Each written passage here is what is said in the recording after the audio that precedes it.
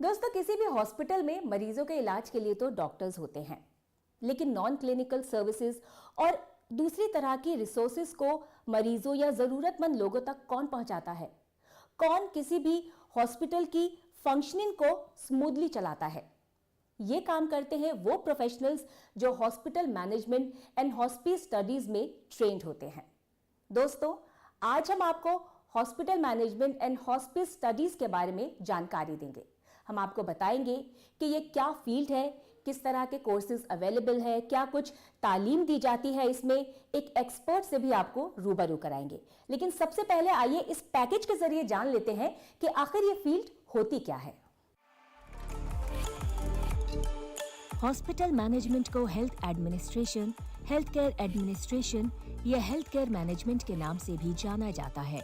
Hospital management एक ऐसा मैदान है जो करियर के कई रास्ते हमवार करता है। कोरोना वबा के नुक्ता नजर से मौजूदा हेल्थ केयर सेक्टर की जरूरतें इस करियर की अहमियत को समझाने के लिए काफी हैं।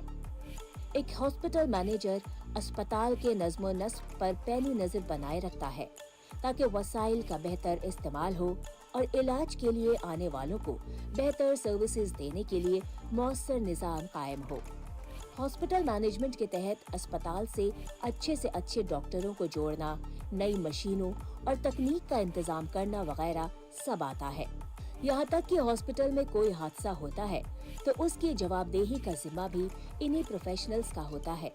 वहीं हॉस्पिस शोबा एक खास देखभाल है जो जिंदगी के आखिरी वक्त के करीब पहुँच रहे लोगों के लिए जिस्मानी, जज्बाती और रूहानी मदद को यकीनी बनाती है। हॉस्पिस देखभाल एक वसी शोबा है जो मरीज की भलाई के हर पहलू को यकीनी बनाने के साथ साथ खतरनाक बीमारियों से जूझ रहे लोगों की जिंदगी को बेहतर बनाने का भी काम करता है। आज घर से लेकर अस्पतालों तक में इस फील्ड के जानकार लोगों के उस आखिरी वक्त को खुशनुमा बनाने की कोशिश करते हैं जिस वक्त में उन्हें दवाओं से ज्यादा अपनेपन की जरूरत होती है।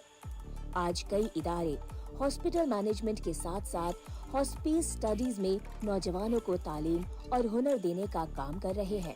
बात करें हॉस्पिटल मैनेजमेंट की तो आप इसमें बैचलर, मास्टर और पीएचडी डिग्री कर सकते हैं। हॉस्पिटल मैनेजमेंट में करियर उन लोगों के लिए बेहतरीन ऑप्शन साबित होता है जो मेडिकल फील्ड से होते हैं और तालीमी और इंतजामी अहलियत रखते हैं, लेकिन जो लोग गैर मेडिकल फील्ड से हैं, वो भी इस कोर्स से जुड़ सकते हैं। मास्टर इन हॉस्पिटल एडमिनिस्ट्रेशन में किसी भी शोबे की बैचलर डिग्री के बाद एडमिशन मिल सकता है। मुल्क में अभी भी बहुत से हॉस्पिटल्स की जरूरत बनी हुई है, जिस वजह से आने वाले सालों में सरकारी और निजी सेक्टर में इस प्रोफेशन के जानकारों की काफी डिमांड होगी। साफ तौर पर कहा जा सकता है कि आज हॉस्पिटल मैनेजमेंट और हॉस्पिस स्टडीज एक वसी शोबा बनकर न सिर्फ बेहतर सेहत की राह हमवार कर रहे हैं, बल्कि नौजवानों के मुस्तकबिल को नई राह दिखाने में भी एक नुमाया रोल अदा कर रहे हैं। दोस्तों, उम्मीद है इस पैकेज के जरिए आपको कुछ हद तक समझ आ गया होगा कि hospital management and hospice care क्या फील्ड है। चलिए, इस फील्ड पर ज्यादा जानकारी हासिल करने के लिए बढ़ते हैं अपने अगले सेगमेंट की तरफ, जिसका नाम है करियर की बात एक्सपर्ट के साथ।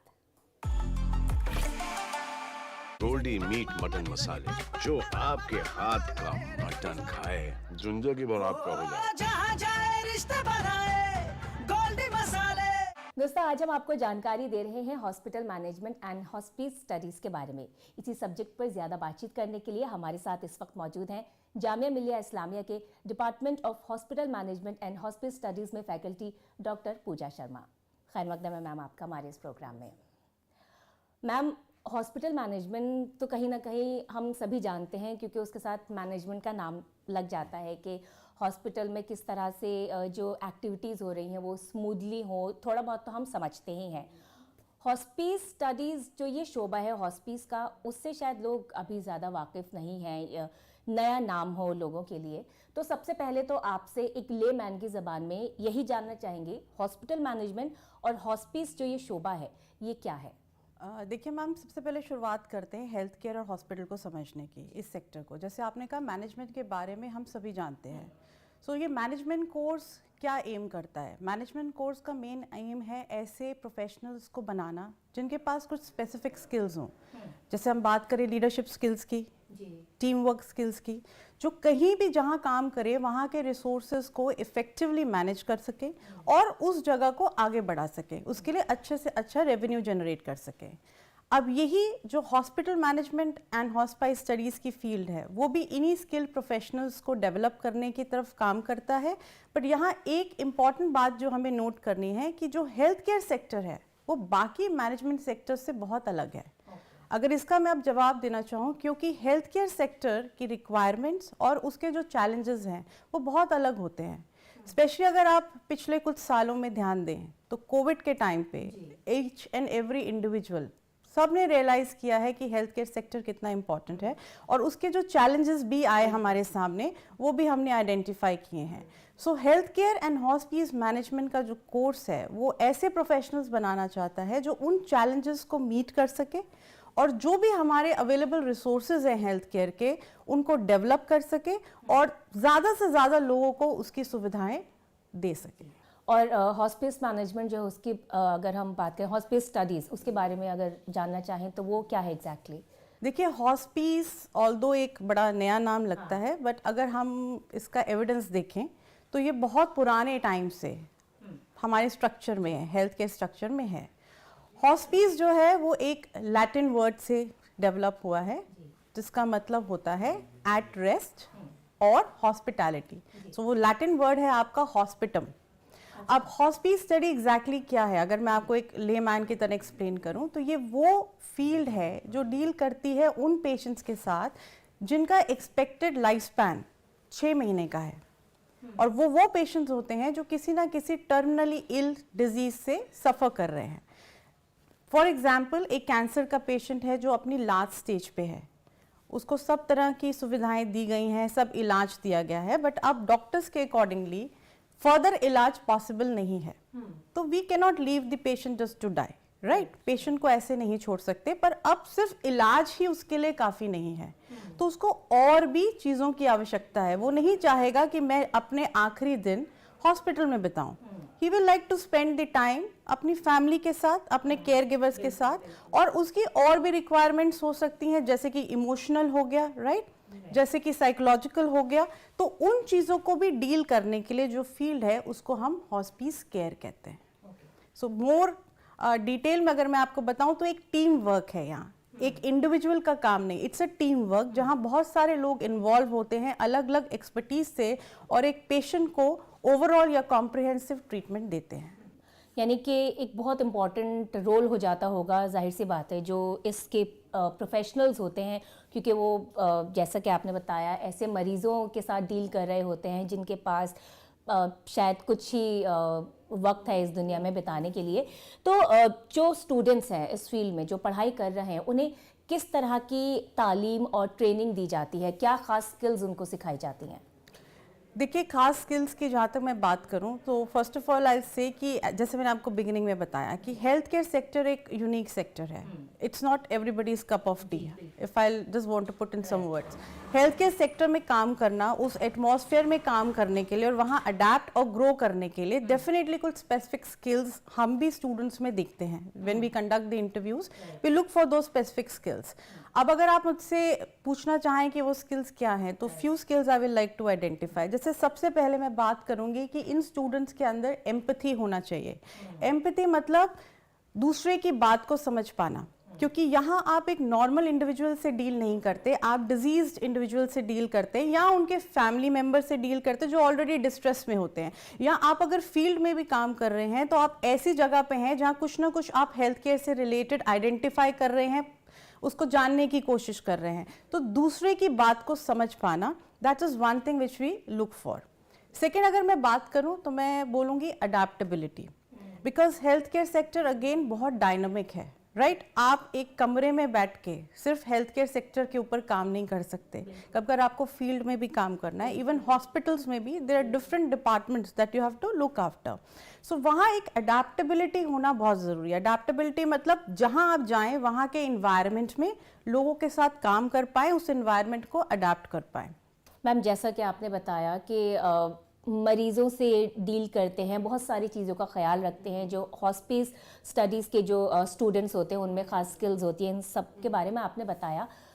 बात करें अगर हम कोरोना वायरस ये जो वबा चली थी उसके बाद के टाइम की, तो कितनी ज़्यादा अहम हो जाती है ये फील्ड, क्योंकि मरीज़ भी हैं, किस तरह से वो जूझ रहे हैं, मिल नहीं पा रहे हैं, अपने रिश्तेदारों से नहीं मिल पा रहे हैं क्योंकि एक लंबा वक्त रहा है, हॉस्पिटल में अकेले हैं, घर पे भी रहते हैं वो, फिर भी उनके पास एक दिमाग में रहता है चलो अपने घर में, लेकिन हॉस्पिटल में आते ही एक अलग ही हालत हो जाती है। अगर आप अपने रिश्तेदारों से मिल सकते हैं, घर वालों से मिल सकते हैं तो एक इमोशनल सपोर्ट तो रहता है, बट किसी से नहीं मिल पा रहे हैं तो फिर एक शायद अलग ही हालत रहती होगी। उसके बाद ये फील्ड कितना ज़्यादा इम्पॉर्टेंट हो जाती है? देखिए इसे मैं बहुत ज़्यादा इम्पॉर्टेंट समझती हूँ और मैं ये भी चाहती हूँ कि ये फील्ड और डेवलप हो आने वाले टाइम में, स्पेशली अगर मैं अपने देश की बात करूँ। जैसे आपने अभी कोरोना का एग्जाम्पल दिया, वहाँ भी ऐसी सिचुएशन आई जहाँ बहुत देर तक पेशेंट को हॉस्पिटल में रहना पड़ता है, राइट।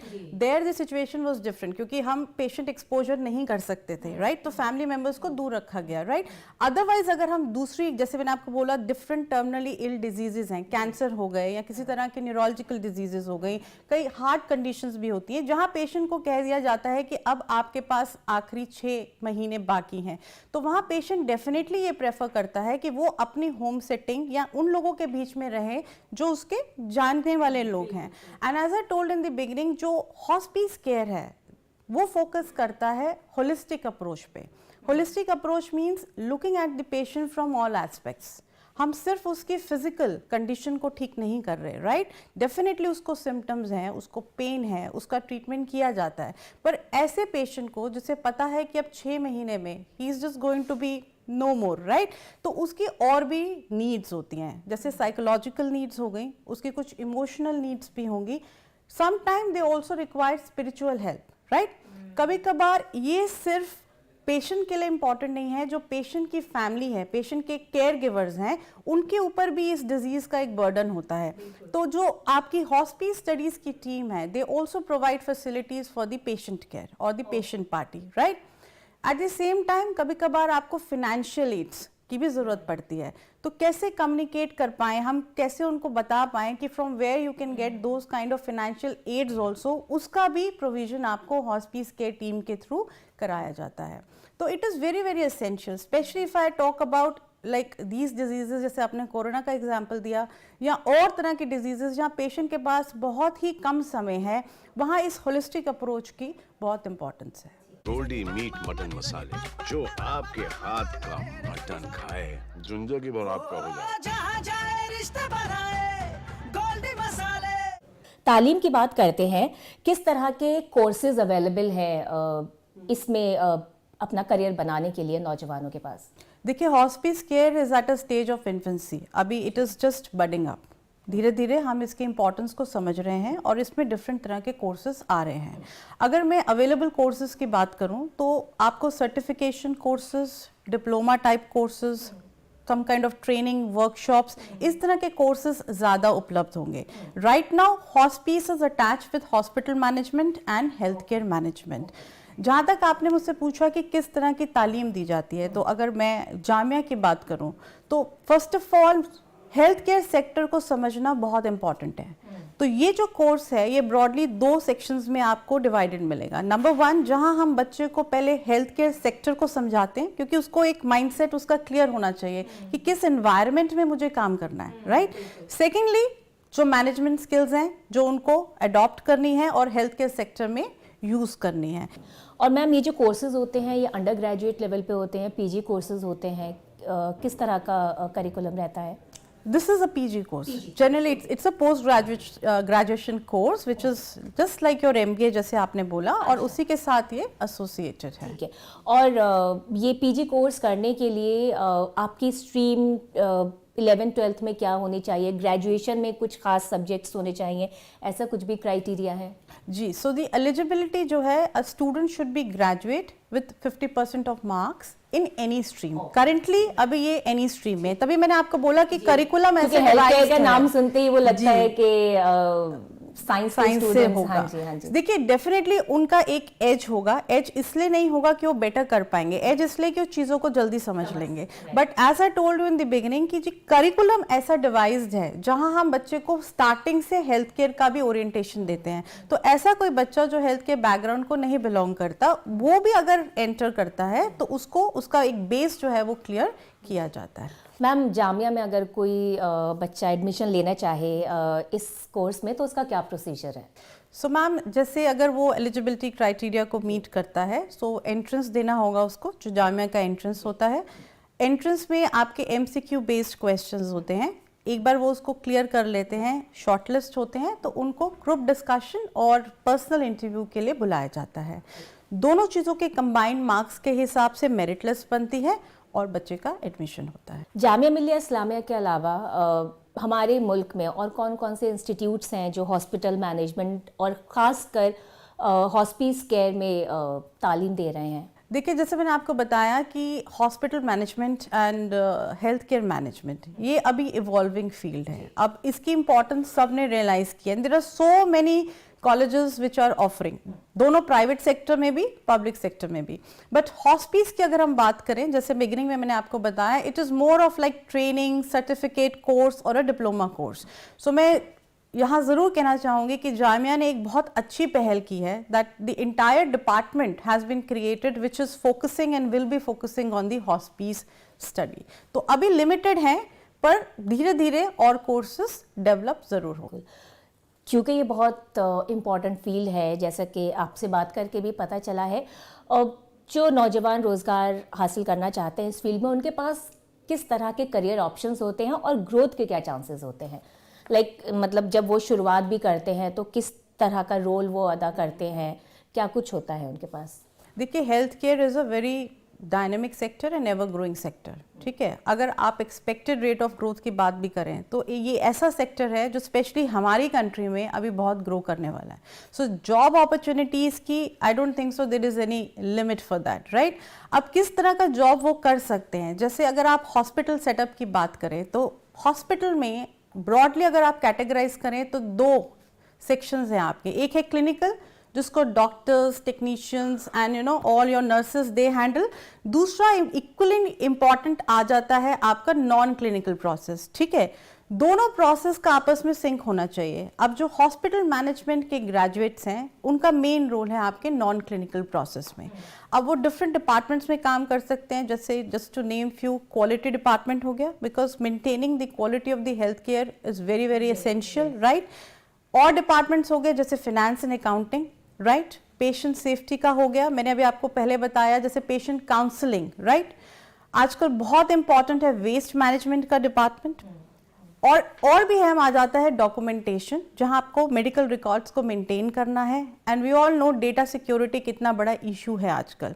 सो even health information management system में भी उनका रोल रहता है।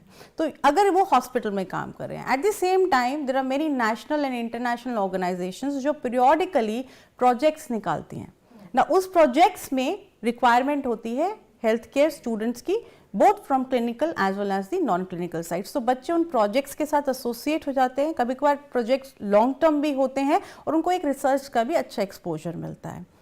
थर्डली, अगर कोई बच्चा एकेडमिक्स में आने के लिए इंटरेस्टेड है, वो फर्दर अपना मास्टर्स के बाद PhD परस्यू कर सकता है, एंड देन ही और she can also come into academics and further go into research. Ma'am, Jamia Millia Islamia की बात करें अगर, तो किस मकसद के साथ ये जो यहाँ पे कोर्स कराया जा रहा है hospital management and hospice studies में, किस मकसद के साथ इसकी शुरुआत की गई थी? क्योंकि ज़्यादा नई फील्ड नहीं है और शायद चुनिंदा इंस्टीट्यूट्स हैं जो इसमें तालीम दे रहे हैं। जामिया मिलिया इस्लामिया में क्या मकसद के साथ इसकी शुरुआत की? देखिए, जामिया मिलिया इस्लामिया में इसकी शुरुआत 2021 में हुई under the leadership of our former vice chancellor madam.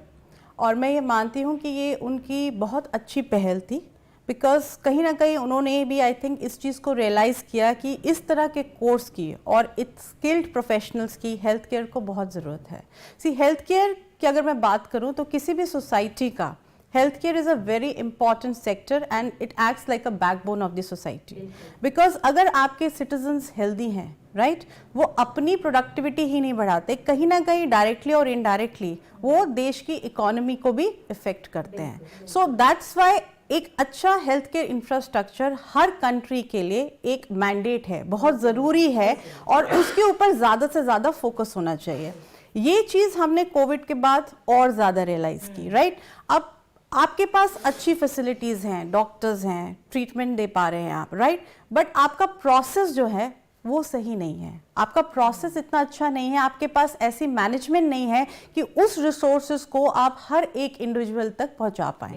तो यहाँ रोल आता है आपके उन स्किल प्रोफेशनल्स का जिनको मैनेजमेंट की नॉलेज है, जो अपने रिसोर्सेज को अच्छी तरीके से कंज्यूमर, जो हमारा मेन कंज्यूमर यहाँ पेशेंट होता है, उस तक पहुँचा पाएँ और उनकी लाइफ, उनकी क्वालिटी ऑफ लाइफ को बेटर बना पाएं। तो जब उनकी क्वालिटी ऑफ लाइफ अच्छी बनेगी तो ओवरऑल सभी की, देश की भी उन्नति होगी और एक अच्छा एटमॉस्फेयर क्रिएट होगा। बिल्कुल, बेहतर एक अच्छा हेल्थ केयर इंफ्रास्ट्रक्चर तो हर मुल्क को आगे ले जाने में एक अहम रोल अदा करता है। काफ़ी कुछ बताया मैम आपने इस फील्ड के बारे में, नई फील्ड है हमारे लिए भी और जो शायद हमारा प्रोग्राम देख रहे हैं नौजवान, उनके लिए भी बहुत कुछ समझा होगा उन्होंने। अब चलते चलते जो नौजवान इस फील्ड में अपना करियर बनाना चाहते हैं, उनको आप क्या मैसेज देना चाहेंगी? देखिए, जैसे मैंने अभी स्टार्टिंग में एक्सप्लेन किया कि there are specific skills which we look for. तो अगर आपको लगता है नौजवानों को कि उनके अंदर ये जज्बा है इस फील्ड में काम करने का और आप ये स्किल्स कहीं ना कहीं आप में है या आप इनको डेवलप कर सकते हैं, क्योंकि ट्रेनिंग के टाइम वो स्किल्स आप डेवलप करेंगे, तो आपको ज़रूर इस सेक्टर में आना चाहिए। बिकॉज ये सेक्टर सिर्फ आपको जॉब अपॉर्चुनिटी नहीं दे रहा राइट, ये आपको एक जॉब सेटिस्फैक्शन भी देता है, क्योंकि जो भी काम आप करते हैं आप अपने लिए तो करते ही हैं, पर आप कहीं ना कहीं डायरेक्टली इनडायरेक्टली अपनी कम्युनिटी के लिए और अपने देश के भविष्य के लिए भी करते हैं। सो आई शुड से, अगर आपका इंटरेस्ट है और आप यहाँ रेवेन्यूज भी जनरेट करिए और साथ में यहाँ पे अपनी देश की भलाई भी करिए, तो आपको इस सेक्टर में ज़रूर आना चाहिए। आने वाले टाइम में यहाँ बहुत सारी अपॉर्चुनिटीज़ आने वाली हैं। Health care sector continuously grow कर रहा है और इसका जो कर्व है वो ऊपर की तरफ ही जाएगा। So you should never worry about getting the job opportunities. एक और एडवांटेज जो मैं यहाँ ऐड करना चाहूँगी कि हेल्थ केयर सेक्टर में टू बिकम एन एंटरप्रेन्योर भी एक बहुत ही एडेड एडवांटेज है। जैसे मैंने आपको हॉस्पिस की बात की, अगर आप एंटरप्रेन्योर बनना चाहते हैं, आप अपना खुद का कुछ शुरू करना चाहते हैं, तो then if you have a good management skills, knowledge of that particular sector, आप एक टीम खुद की बना सकते हैं। एंड इनफैक्ट ये हॉस्पिस केयर आप घर घर पेशेंट को प्रोवाइड करा सकते हैं। So to become an entrepreneur also you can get into this sector. ये आपने एक बहुत अच्छा है एंड में ये पॉइंट जोड़ा है कि आप सिर्फ जॉब ही नहीं, आप चाहें तो जॉब प्रोवाइडर भी बन सकते हैं। बिल्कुल, बहुत अच्छी बात बताई मैम आपने, किस तरह से जो प्रोफेशनल्स हैं इस फील्ड के, वो हमारे देश के लिए काम कर रहे हैं और करेंगे। अगर इस फील्ड में कोई करियर बनाता है, सिर्फ आपको एक जॉब सेटिस्फैक्शन नहीं मिलता, बल्कि आप ऐसा काम कर रहे हैं जो आपको शायद एक अंदर तक सुकून देता है, क्योंकि आप दूसरों की भलाई के लिए काम कर रहे हैं। बहुत बहुत शुक्रिया मैम, आपने वक्त निकाला अपने बिजी स्केड्यूल से हमको ये तमाम जानकारी दी। बहुत बहुत शुक्रिया। धन्यवाद आपका, थैंक यू। तो दोस्तों, hospital management and hospice care के बारे में जानकारी हासिल करने के बाद बढ़ते हैं अपने अगले सेगमेंट की तरफ, जहां हम अब बात करेंगे नौकरियों और एडमिशन्स के बारे में।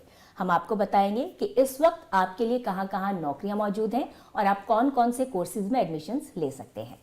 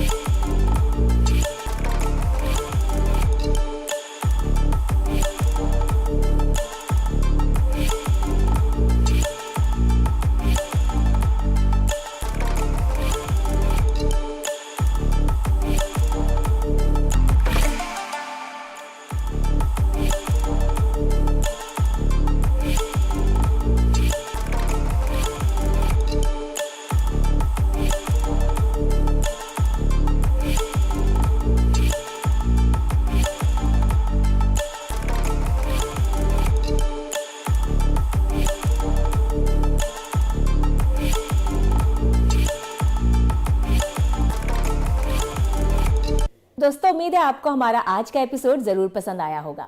अगले हफ्ते एक नए सब्जेक्ट की जानकारी के साथ आपसे फिर होगी मुलाकात। तब तक के लिए मुझे दीजिए इजाजत। आदाब।